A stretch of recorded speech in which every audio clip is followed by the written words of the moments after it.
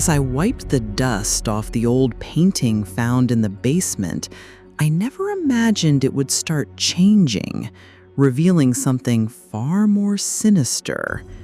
Each night, a shadowy figure in the painting grew clearer, and I couldn't shake the feeling it was watching me.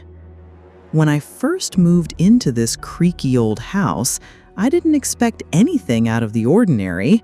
Sure, it had its quirks, drafty windows, floors that groaned with every step, and a basement that seemed to swallow light whole. But it was mine, and I was determined to make it feel like home.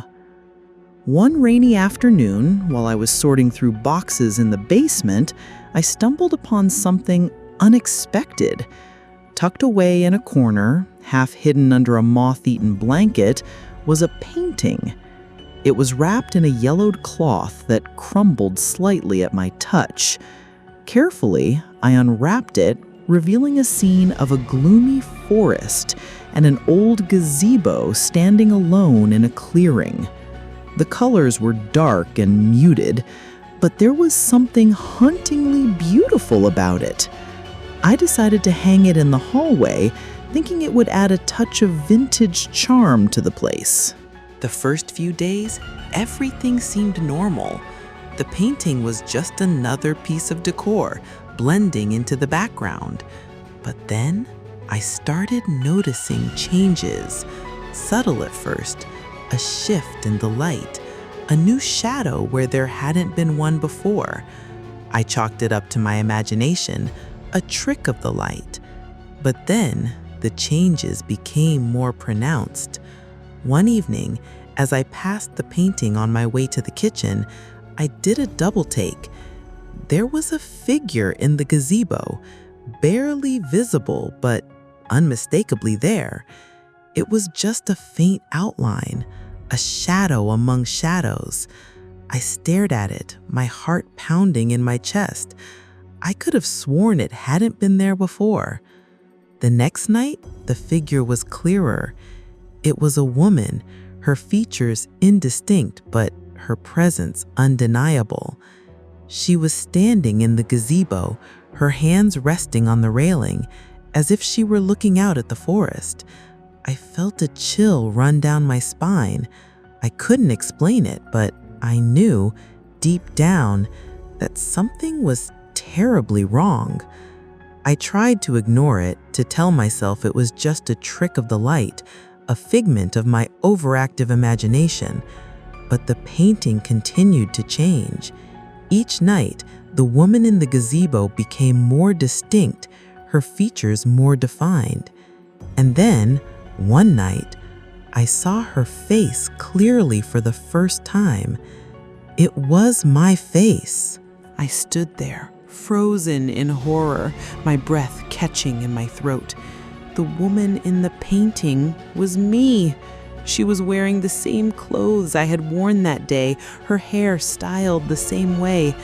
But there was something off about her eyes, something cold and empty. I tore my gaze away from the painting, my heart pounding in my chest. I couldn't look at it anymore.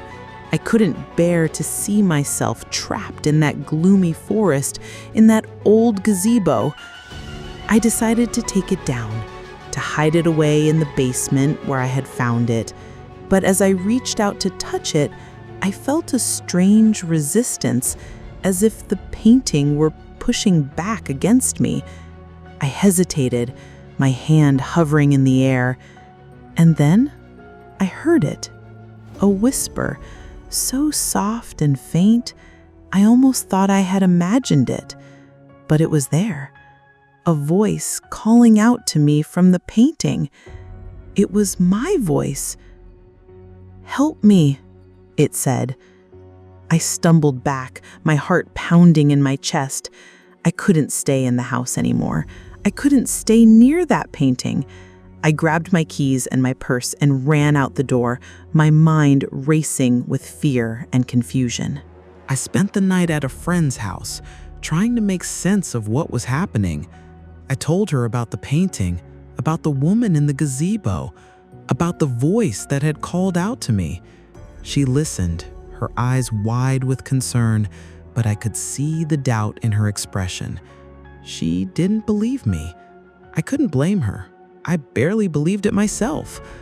But I knew what I had seen. I knew what I had heard, and I knew I couldn't ignore it. The next day, I returned to the house, my heart heavy with dread.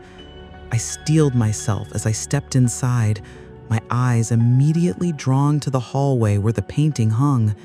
It was still there, the woman in the gazebo still bearing my likeness. But something was different. The scene had changed. The gazebo was no longer empty.